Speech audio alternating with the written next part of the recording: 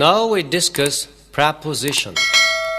ایسا لفظ جو دو ناؤنس، ایک ناؤن اور ایک ایڈجیکٹو، ایک ناؤن اور ایک ورب یا ایک پروناؤن اور ایک ورب کے درمیان تعلق ظاہر کرتا ہے۔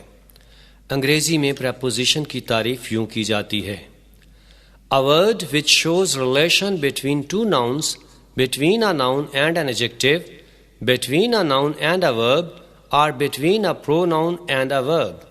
Examples دیکھیے: The book is on the table. کتاب میز پر ہے۔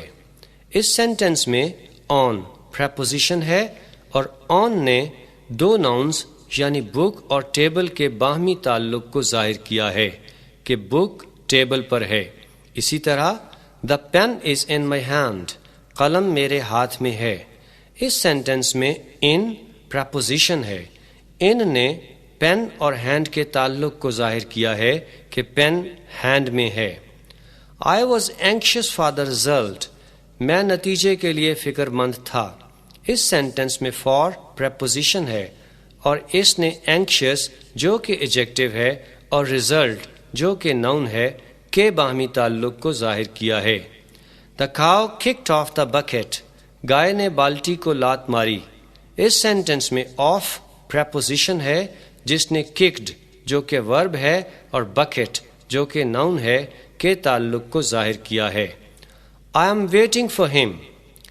اس سینٹنس میں for نے waiting جو کہ ورب ہے اور him جو کہ پروناؤن ہے کے درمیان تعلق ظاہر کیا ہے۔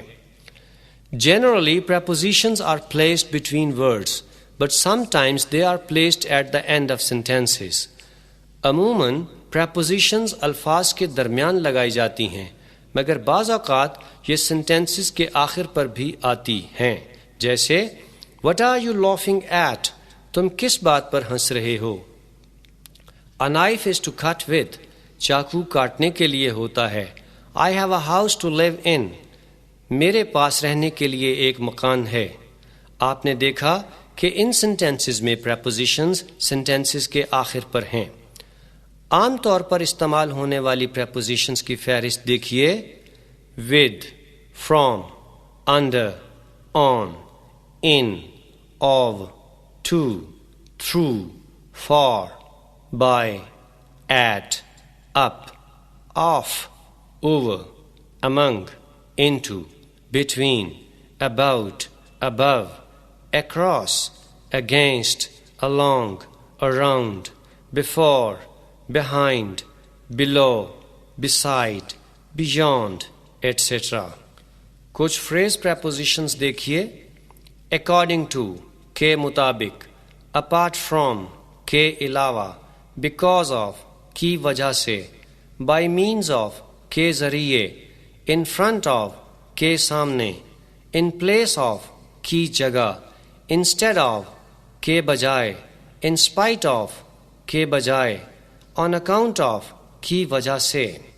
ایک نوٹ دیکھیے: A word may act differently in different sentences. We are often unable to determine to what part of speech it belongs until we see it in a sentence. A word may be used as a noun in one sentence and as a verb in another. The most important fact about a word is its function or use in a particular sentence.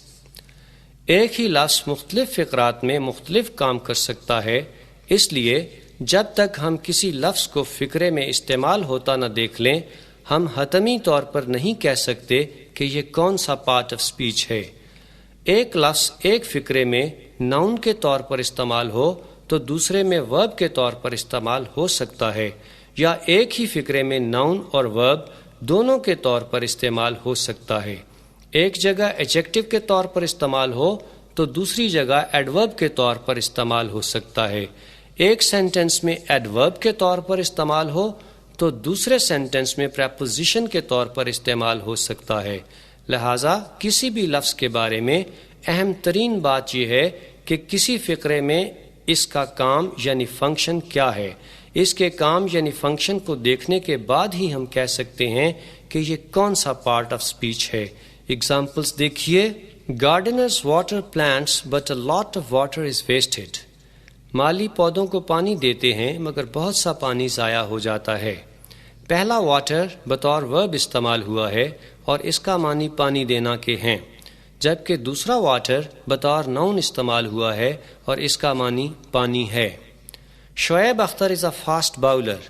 Shoaib Akhtar ایک تیز bowler ہے۔ اس sentence میں fast بطور adjective استعمال ہوا ہے، جبکہ شعیب اختر باؤلز فاسٹ۔ شعیب اختر تیز گیند کرتا ہے۔ اس فقرے میں فاسٹ بطور ایڈورب استعمال ہوا ہے کیونکہ اب یہ ورب کی وضاحت کر رہا ہے۔ اسی طرح don't go near the fire, آگ کے نزدیک مت جاؤ، اس فقرے میں نیئر ایڈورب کے طور پر استعمال ہو رہا ہے کیونکہ یہ ورب کی وضاحت کر رہا ہے، جبکہ my house is near the mosque, میرا مکان مسجد کے قریب ہے، اس فقرے میں نیئر پریپوزیشن کے طور پر استعمال ہو رہا ہے کیونکہ یہ ہاؤس اور ماسک کے باہمی تعلق کو ظاہر کر رہا ہے کہ ہاؤس ماسک کے قریب ہے۔